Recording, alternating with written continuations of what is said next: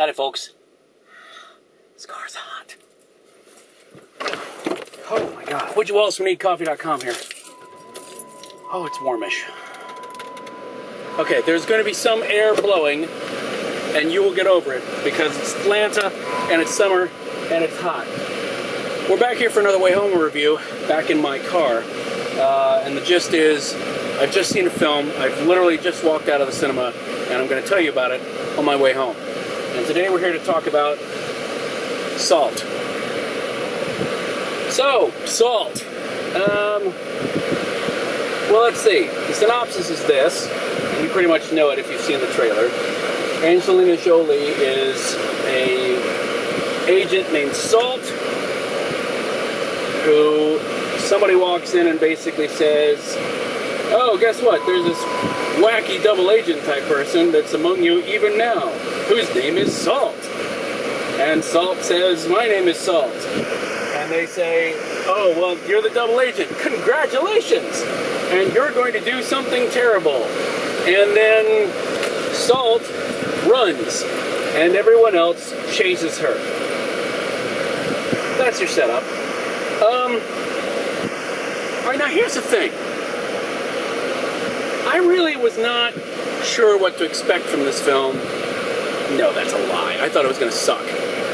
Simply because you look at the trailer, and it looks like a generic action film. And their whole push for this thing, like, who is Salt? It's like, who gives a shit who Salt is? I have no idea who Salt is.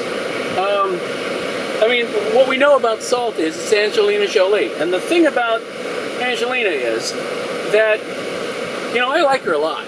I mean, every single time I saw Sky Captain in the theater, yes, more than once, her little bit with the ejection seat drew applause. Like 3 weeks later, it was so cool, people applauded. In Wanted, she looked like a twig, and yet you knew she could break you in half. So we know that Angelina Jolie is like pretty much badass, okay? So my concerns were, A, it looks like generic action film. It basically looks like, oh, you know, I can't believe it's not Born, right? And I was like, well, even though Angelina Jolie is a badass, this isn't the Wanted universe with all its wacky physics. And is it going to make sense that she is doing super spy, bouncing off walls, kicking ass, deflecting bullets with her teeth stuff, you know? So there's a limit to where you go, you know, I'm willing to, reality is here, I'm willing to go here. Unless I'm in a Bruckheimer film, don't take me here. You know what I'm saying? Because Bruckheimer kind of gets away with that because he's Bruckheimer and you just expect reality to take a backseat to whatever's going on. Now here's the deal. Action-wise, when you think about, well, it was a generic action film, Widge, so what were you expecting? I was expecting, hopefully, some badass action bits to go on.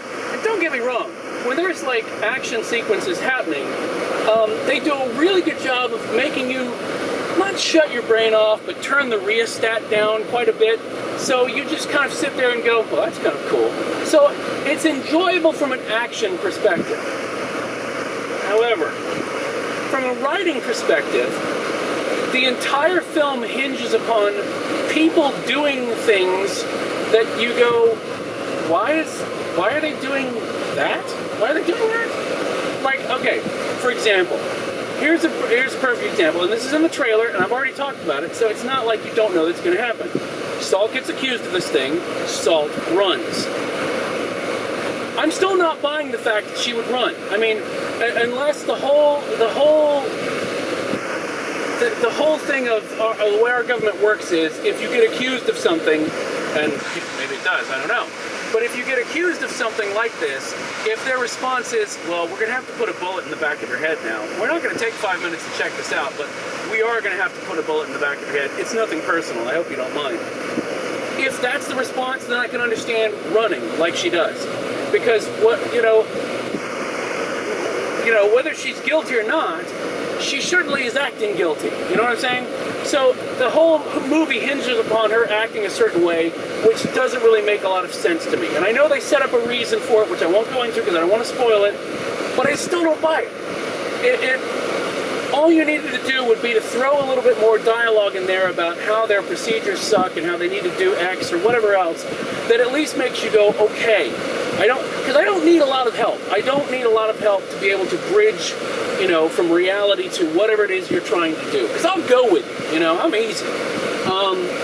But you need to at least give me something where things make sense.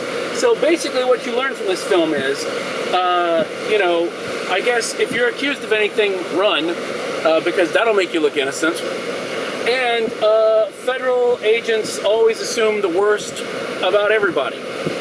Again, it might be accurate, but it's like, give me some setup. Set something up here so that it doesn't seem like, it doesn't seem like all you need is for certain people to walk in off the street and tell you that your best people are bad guys, and then you have to throw away the good guys and lock away the key. Because that seems like a great strategy. That seems like a great tactic. Well, we know Super Spy is in there. I know, let's send someone in off the street to say Super Spy is evil. That'll take care of them. And according to this film, I think it would. So that's my general problem with it, is action-wise, I kind of really enjoyed it. I enjoyed it, and I enjoyed the setup before things started to get ludicrous better than I expected to. Because I was like, okay, this is kind of Tom Clancy-esque, kind of, Jason Bourne-esque. I'm willing to go with that. We got Angelina Jolie. I'm willing to go with that. But then it started to just veer off into, again, when things weren't blowing up or people weren't getting their asses handed to them, I just wanted to sit there and go, why is this happening? So that's not great. But here's the thing, it did not suck. There was enough people getting, kicked in the face and punched in various places for me to feel like it was not a complete and total waste of my time. However, is it a complete waste of your time to go see it in the big screen on the cinema? Yeah, probably. I mean, this is strictly Rentalville. If you saw the second or third Bourne film on DVD and you never thought to yourself, wow, I really want to see this blurry action choreography larger, then you're fine. I mean, wait for this to come out on DVD in 3 months and call it good. But, I mean, everybody's in it. Nobody in it really did anything wrong. It's just that I think writing-wise, things could have been set up so they made a little bit more sense, so that, me, I will turn off my brain if you ask me to, but if you make my brain wake up, it's very cranky. So, there you have it. There's Salt. Catch it on a rental. I don't know of anybody that has a burning desire to see this film, so it's not like I have to warn you to a matinee. Think about this as an off weekend. If you must go to the cinema, catch up on another film that you haven't seen before, unless it's Jonah Hex or something. Anyway, so I will say cup-wise, I'd probably give it 2.5, really. I mean, it's just kind of just average. And it would have done better with just a little bit of finessing. So, there you have it. Another Wayhomer review down. Thanks again for everybody who watch these things. If you like them, share them with people. If you want to know what I'm going to think about a particular film, ping me on Twitter, and we'll let you know. But generally, I try to go see most things that are coming out, and I'll warn you. I'll take the hit for you. I'm your buddy. So come for more mayhem on needcoffee.com, and we will see you next time. Bye.